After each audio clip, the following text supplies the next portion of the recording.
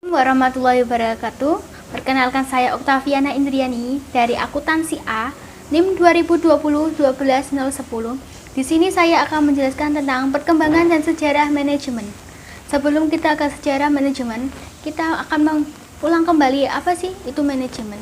Kata manajemen berasal dari bahasa Inggris to manage, kemudian berubah menjadi manajemen yang dalam bahasa Indonesia berarti mengelola, mengatur, dan mengurus. Secara umum, manajemen adalah suatu proses di mana seseorang dapat mengatur segala sesuatu yang dikerjakan oleh individu atau kelompok. Manajemen perlu dilakukan guna mencapai tujuan atau target dari individu ataupun kelompok tersebut secara kooperatif menggunakan sumber daya yang tersedia. Mengetahui apa itu pengertian manajemen, kita akan membahas ke intinya, yaitu sejarah dan perkembangan manajemen. Ilmu manajemen sudah ada sejak berpuluh-ribu tahun yang lalu. Hal ini terbukti adanya piramida di Mesir yang dibangun oleh lebih dari 100.000 orang ini. Pembangunan piramida tersebut tidak mungkin terlaksana tanpa adanya seseorang yang merencanakan, mengelola, mengorganisasi, atau mengatur para pekerja. Yang kedua yaitu manajemen di masa lampau dapat dijumpai di era 1400-an di Venesia, Italia, yang merupakan sebuah pusat perdagangan dan perekonomian di benua Eropa.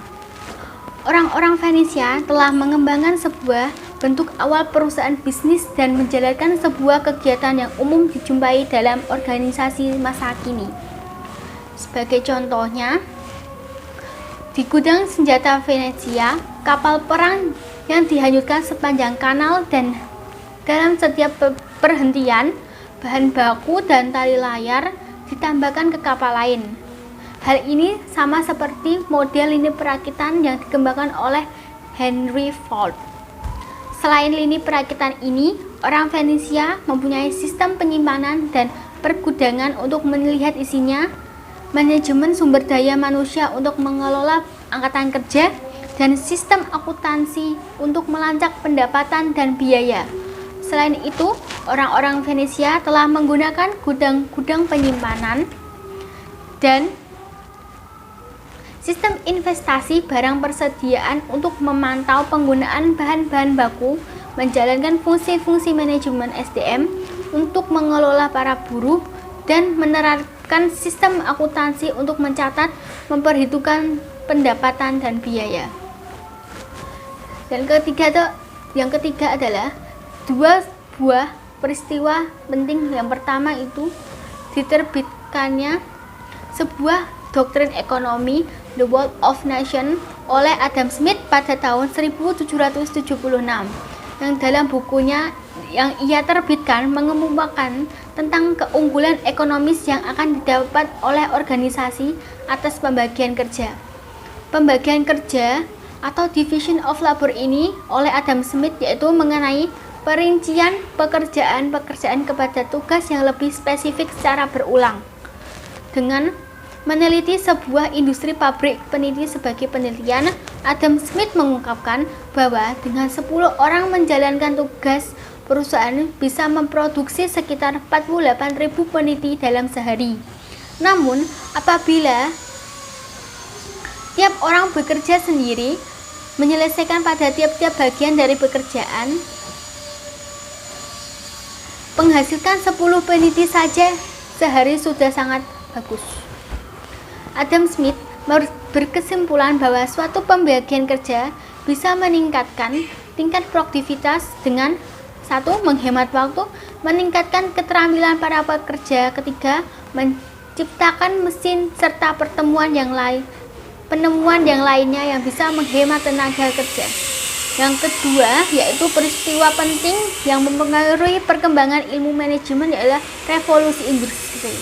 Revolusi tersebut menandai dimulainya penggunaan mesin menggantikan tenaga manusia yang berakibat dalam pindahnya kegiatan produksi dari setiap rumah menuju tempat khusus yang dinamakan pabrik. Perpindahan tersebut mengakibatkan setiap manajer yang sangat itu membutuhkan teori yang membantu mereka memperkirakan permintaan, memastikan cukupnya persediaan bahan baku, membagikan tugas kepada bawahan, mengarahkan kegiatan sehari-hari, dan lain sebagainya, sampai ilmu manajemen tersebut mulai dikembangkan para ahli. Saya menjelaskan perkembangan dan sejarah manajemen. Di sini saya akan menjelaskan tentang pendekatan manajemen. Pendekatan manajemen dibagi menjadi 4, yaitu pendekatan klasik, pendekatan kuantitatif, pendekatan perilaku, dan pendekatan kontemporer. Untuk pendekatan klasik dibagi menjadi 2, yaitu manajemen ilmiah dan administrasi umum. Dan untuk pendekatan kontemporer juga dibagi menjadi 2, yaitu teori sistem dan pendekatan situasional. Kita akan membahas terlebih dahulu yaitu pendekatan klasik. Pendekatan klasik berfokus pada rasionalitas dan berusaha menjadikan organisasi dan para pekerja berfungsi seefisien mungkin. Nah, untuk kali ini kita akan ke manajemen ilmiah. Bila kita menyebutkan secara akurat kapan tepatnya teori manajemen modern lahir, pada tahun 1911, buku berjudul Principle of Scientific Management pertama kali diterbitkan, yaitu dengan karya Frederick Winslow Taylor. Buku ini menjabarkan teori manajemen ilmiah, penggunaan metode-metode ilmiah guna mendefinisikan satu cara terbaik dalam menyelesaikan sebuah pekerjaan. Mungkin salah satu terobosan manajemen ilmiah Taylor adalah eksperimen biji besi. Para pekerja harus bekerja memuatkan biji-biji besi ke dalam tambang. Output kerja harian rata-rata mereka adalah 12,5 ton.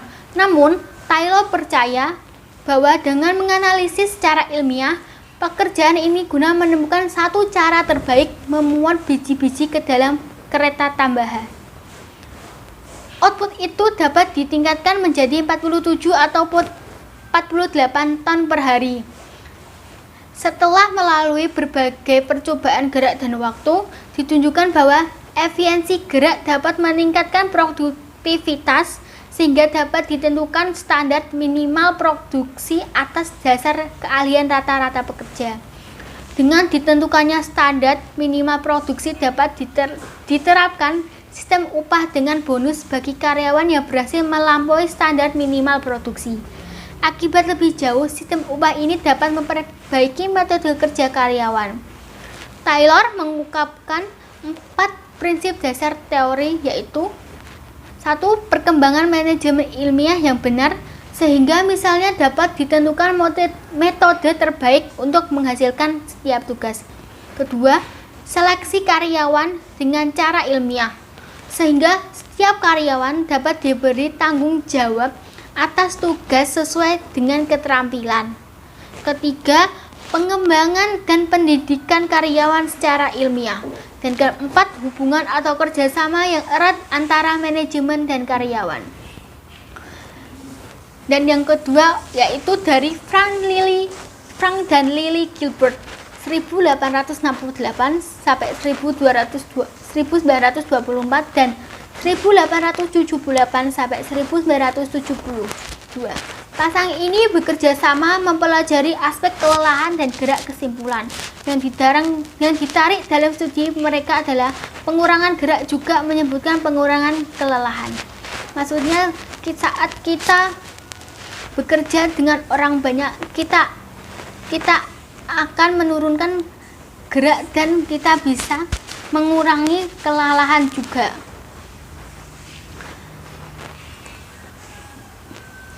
Beberapa keunggulan dari pendekatan ini, yang pertama itu metode-metode dikembangkan dapat diterapkan pada berbagai kegiatan organisasi di samping organisasi industri. Dan yang kedua, teknik-teknik efisiensi telah menyadarkan para manajer bahwa gerak fisik dan alat yang digunakan dalam menjalankan tugas dapat lebih diefisiensikan. Dan ketiga, menekankan pada seleksi dan pengembangan karyawan dengan cara ilmiah, menunjukkan pentingnya kemampuan dan faktor pelatihan dalam meningkatkan efektivitas kerja seorang pekerja. Dan keempat, manajemen ilmiah yang menekankan pentingnya rancangan kerja, mendorong manajer mencari cara terbaik untuk melaksanakan tugas, Dan kelima, manajemen ilmiah tidak hanya mengembangkan pendekatan rasional. Nah, di sana ada keunggulan. Di sini juga ada keterbatasan, yaitu sering peningkatan produksi tidak disertai dengan peningkatan pendapatan. 2. Upah yang tinggi dan kondisi kerja yang baik bukan hanya disebabkan oleh peningkatan laba perusahaan. Ketiga, sampai saat ini hubungan manajemen dan karyawan tetap jauh. Dan keempat, manajemen ilmiah memandang manusia sebagai sesuatu yang rasional yang hanya dapat dimotivasi dengan pemuas kebutuhan ekonomi dan fisik. Pendekatan ini tidak memandang kebutuhan sosial karyawan. Membahas tentang manajemen ilmiah, kita akan ke pendekatan klasik, yaitu teori administrasi umum. Teori administrasi umum menitik beratkan yang dikerjakan seorang manajer dan praktik-praktik manajemen yang baik. Dua figur yang paling menonjol di balik perkembangan teori administrasi umum adalah Henry Fayol dan Max Weber. Henry Fayol mencetuskan gagasan-gagasan dalam periode waktu yang sama dengan Taylor. Bila Taylor lebih berfokus pada manajemen lini pertama dan metode-metode ilmiah, perhatian Fayol terarah pada aktivitas semua manajer. Fayol menguraikan bahwa praktik manajemen merupakan hal yang berbeda dengan akuntansi, keuangan, produksi, distribusi, dan fungsi-fungsi lainnya. Ia percaya bahwa manajemen merupakan aktivitas yang secara garis besar sama di dalam sebuah organisasi, baik bisnis, pemerintahan, dan bahkan rumah tangga. Hal ini didasarkan oleh 14 prinsip manajemen, aturan-aturan dasar manajemen yang dapat diterapkan pada segala bentuk organisasi dan dapat diajarkan di sekolah-sekolah. Yang pertama yaitu pembagian kerja. Spesialisasi bidang kerja akan meningkatkan output karena kemampuan para karyawan bekerja lebih efisien. Kedua, wewenang. Manajer harus dapat memberi perintah. Wewenang memberikan hak ini kepadanya, tetapi wewenang berjalan seiring dengan tanggung jawab. Jika wewenang digunakan, timbullah tanggung jawab. Agar efektif, wewenang seseorang manajer harus sama dengan tanggung jawabnya. Ketiga, disiplin. Para pegawai harus menaati dan menghormati peraturan yang mengatur organisasi. Keempat, kesatuan pemerintah. Setiap pegawai seharusnya menerima perintah hanya dari satu atasan. Dan kelima, kesatuan arah. Setiap kelompok aktivitas organisasi yang mempunyai tujuan yang sama harus dipimpin oleh seorang manajer dengan menggunakan sebuah rencana. Keenam, mendahulukan kepentingan umum di atas kepentingan individu. Kepentingan seorang pegawai atau kelompok pegawai tidak boleh mendahulukan kepentingan organisasi secara keseluruhan. Ketujuh, remunerasi. Para pekerja harus digaji sesuai dengan jasa yang mereka berikan atau sistem gaji. Kedelapan, sentralisasi. Ini merujuk kepada sejauh mana para bawahan terlibat dalam pengambilan keputusan. Sama-sama mengambil keputusan yang baik dan benar. Dan ke-9, rantai skalar. Garis wewenang dari manajemen puncak sampai ke tingkat yang paling rendah merupakan rantai skalar. Komunikasi harus mengikuti rantai ini, tetapi jika dengan mengikuti rantai tersebut malah tercipta kelambatan, komunikasi silang dapat diizinkan jika disetujui oleh semua pihak. Sedangkan atasan harus diberitahu. Ke-10, tata tertib. Orang dan bahan harus ditempatkan pada tempat waktu yang tepat. Ke-11, keadilan. Para manajer harus selalu baik dan jujur terhadap para bawahan dan juga harus adil. Ke-12, stabilitas para pekerja, para pegawai. Perputaran pegawai yang tinggi adalah tidak efisien. Manajemen harus menyediakan perencanaan personalia yang teratur dan memastikan bahwa untuk mengisi kekosongan harus selalu ada pengganti. Ke-13, inisiatif. Para pegawai yang diizinkan menciptakan dan melaksanakan rencana-rencana akan berusaha keras dan bisa meningkatkan kedudukannya. Ke-14, Spirit the Corps, mendorong tim spirit akan membangun keselarasan dan persatuan dalam organisasi. Max Weber mengembangkan sebuah teori mengenai struktur otoritas dan hubungan-hubungan kewenangan berdasarkan sebuah model organisasi ideal yang dinamakan birokrasi atau suatu bentuk organisasi yang dicirikan oleh adanya pembagian kerja atau division of labor yang jelas, hierarki kepemimpinan yang tegas, arahan-arahan dan aturan-aturan yang lugas, serta hubungan antar individu tidak bersifat alias profesional. Weber dibagi menjadi 6, yaitu pembagian kerja, orientasi karir, impersonalitas, peraturan ketetapan formal, seleksi formal, dan hierarki wewenang. Untuk pembagian kerja, pekerja dirinci menjadi tugas sederhana dan didefinisikan dengan baik.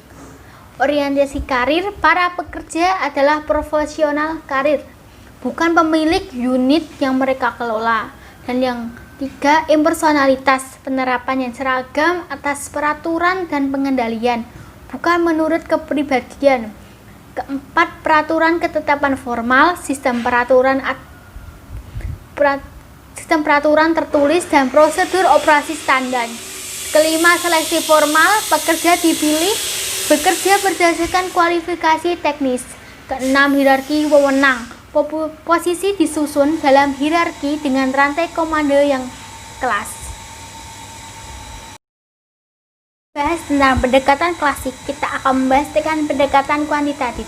Pendekatan ini melibatkan penggunaan statistika, model-model optimasi, model-model informasi, simulasi komputer, dan berbagai teknik kuantitatif lainnya dalam aktivitas-aktivitas manajemen. Pemrograman linear misalnya adalah sebuah teknik yang digunakan para manajer untuk membantu mereka mengambil keputusan-keputusan yang terkait dengan alokasi sumber daya. Penjadwalan kerja dapat menjadi lebih efisiensi dengan menerapkan analisis penjadwalan jalur kritis. Model kuantitas pemesanan ekonomis dapat membantu para manajer menentukan jumlah barang persediaan yang optimal. Masing-masing dari hal tersebutkan ini adalah contohnya menggunakan teknik-teknik kuantitatif dalam membantu proses pengembalian keputusan. Bidang lainnya juga mengambil manfaat dan penggunaan teknik-teknik kuantitatif adalah apa yang dikenal sebagai manajemen mutu total. Nah, kita akan membahas tentang manajemen mutu total. Sebuah falsafah manajemen yang sepenuhnya berfokus pada upaya-upaya perbaikan secara terus-menerus dan kemampuan menjawab dengan cepat berbagai kebutuhan dan harapan pelanggan. Istilah pelanggan di sini bisa berarti siapa saja yang berinteraksi dengan produk-produk dan layanan-layanan organisasi, baik secara internal maupun eksternal. Artinya, pelanggan meliputi para karyawan organisasi itu sendiri, para mitra pemasok organisasi, dan orang-orang yang membeli produk-produk dan layanan-layanan organisasi. Perbaikan keseimbangan tidak mungkin diwujudkan tanpa adanya metode-metode pengukuran yang akurat yang mempersyaratkan penggunaan teknik-teknik statistika dan mengukur variabel-variabel kritis di dalam berbagai proses kerja organisasi. Maksudnya di sini kita mengevaluasi kerja kita agar mutu kita lebih baik, mutu produksi kita itu lebih baik. Adalah untuk mencakup manajemen mutu antara lain yaitu kepedulian yang penuh pada pelanggan, kedua keinginan untuk melaksanakan perbaikan keseimbangan, ketiga berfokus pada proses, dan keempat memperbaiki mutu segala sesuatu yang dilakukan organisasi, dan kelima pengukuran yang tepat, keenam memberdayakan para karyawan. Untuk memberdayakan para karyawan artinya yaitu Manajemen mutu melibatkan orang yang bertugas pada proses perbaikan tadi. Tim digunakan secara luas dan pemrograman manajemen mutu sebagai wahana pemberdayaan untuk menyelesaikan masalah. Saya sekarang akan menjelaskan pendekatan perilaku. Meskipun sejumlah di kalangan di awal abad ke-20 mengakui pentingnya peranan manusia dalam menentukan keberhasilan sebuah organisasi, 4 nama pemikir mencuat jauh di atas lainnya sebagai pendukung awal pendekatan ini, yaitu Robert Owen, Hugo Masterberg, Mary Parker, dan Chester Bernard. Untuk Robert Owen, awal 1700-an merasa prihatin atas kondisi kerja manusia yang sangat buruk, menggagas sebuah tempat kerja yang ideal, berpendapat bahwa uang yang dikeluarkan untuk memperbaiki kondisi buruh merupakan investasi yang cerdas. Untuk Hugo Masterberg, awal 1900-an, seorang perintis atau pionir di bidang psikologi industri, sebuah bidang studi ilmiah tentang bagaimana orang bekerja, menggagas penggunaan uji-uji psikologi sebagai sarana pemilihan karyawan.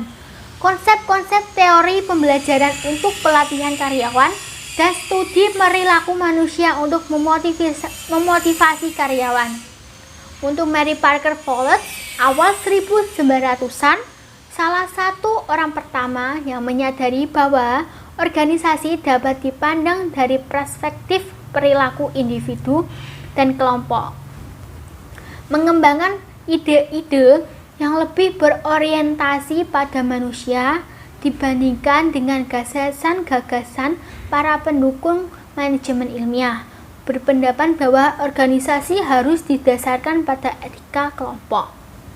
Dan keempat, yaitu ada Chester Bernard 1930-an, yaitu seorang manajer sesungguhnya yang berpendapat bahwa organisasi adalah suatu bentuk sistem sosial yang memerlukan kerjasama di antara manusia.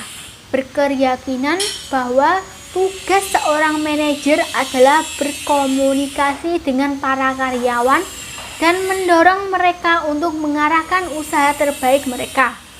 Yang pertama kalinya menggagas bahwa organisasi merupakan sebuah sistem terbuka.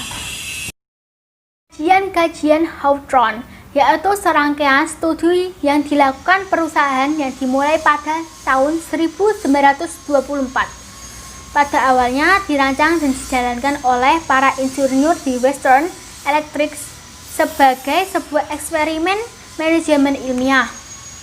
Kajian-kajian Hawthorne membawa dampak yang dramatis pada pandangan manajemen terhadap peranan orang atau manusia di dalam organisasi. Elton Mayo menyimpulkan bahwa perilaku dan sikap seseorang terkait erat dengan organisasi-organisasi di sekitarnya, bahwa faktor-faktor kelompok sangat mempengaruhi perilaku individu, bahwa aturan-aturan kelompok menentukan output seorang pekerja, dan bahwa ketimbangan aturan-aturan kelompok, setiap kelompok, dan rasa aman di dalam kelompok, uang merupakan faktor yang tidak terlalu berperan dalam menentukan output kerja.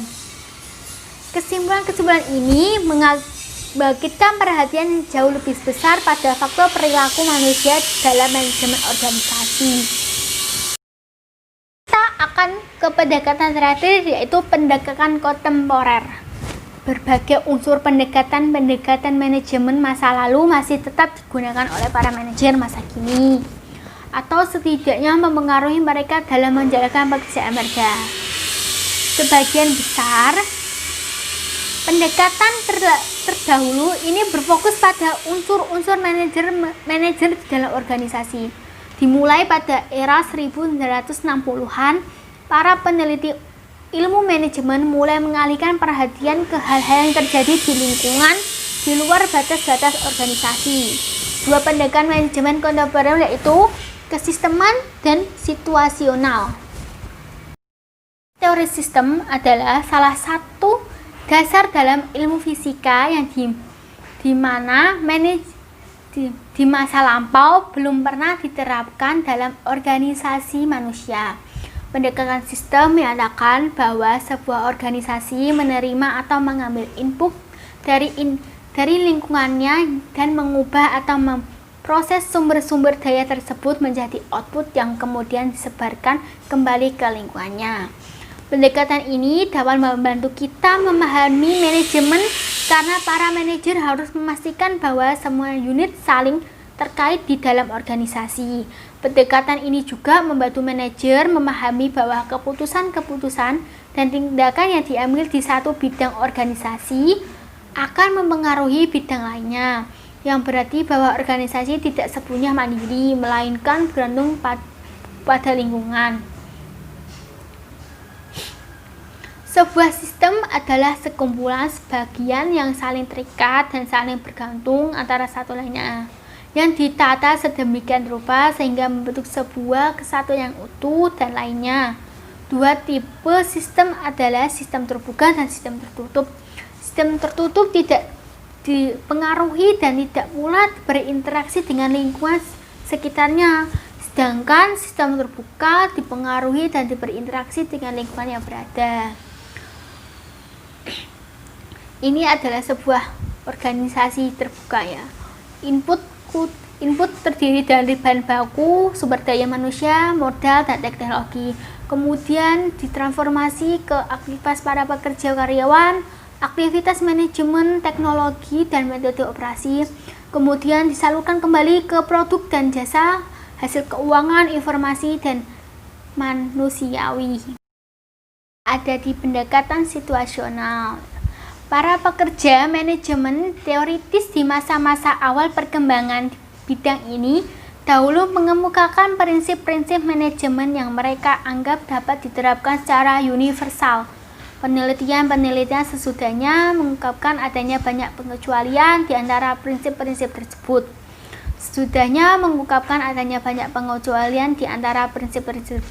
Sebagai contoh, prinsip pembagian kerja memang berharga dan telah digunakan secara luas, namun pekerja-pekerja dapat berubah menjadi terlalu sempit dan terkhususkan. Untuk itu ada variabel-variabel situasional yang populer, yaitu pertama, ukuran organisasi. Dengan bertambahnya besar organisasi, maka permasalahan-permasalahan koordinasi pun menjadi bertambah kompleks. Kedua, teknologi untuk pekerjaan rutin. Untuk mencapai tujuannya, sebuah organisasi pasti akan menggunakan berbagai teknologi. Penerapan teknologi untuk membantu pekerjaan rutin membutuhkan dukungan struktur organisasi, gaya kepemimpinan, dan sistem kontrol yang berbeda. Ketiga, ketidakpastian lingkungan. Berbagai ketidakpastian yang ditimbulkan oleh perubahan-perubahan lingkungan akan mempengaruhi proses manajemen.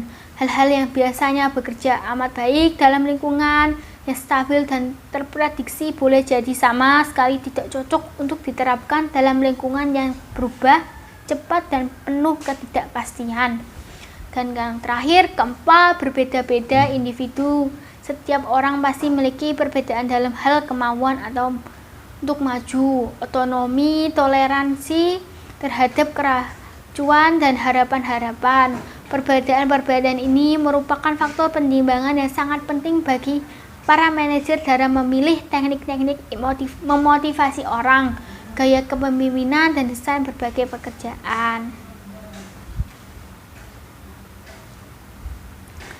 Kesimpulan yang saya ambil yaitu dari penemaran di atas kita dapat menyimpulkan bahwa sejarah manajemen sudah ada sejak berpuluh ribu tahun yang lalu.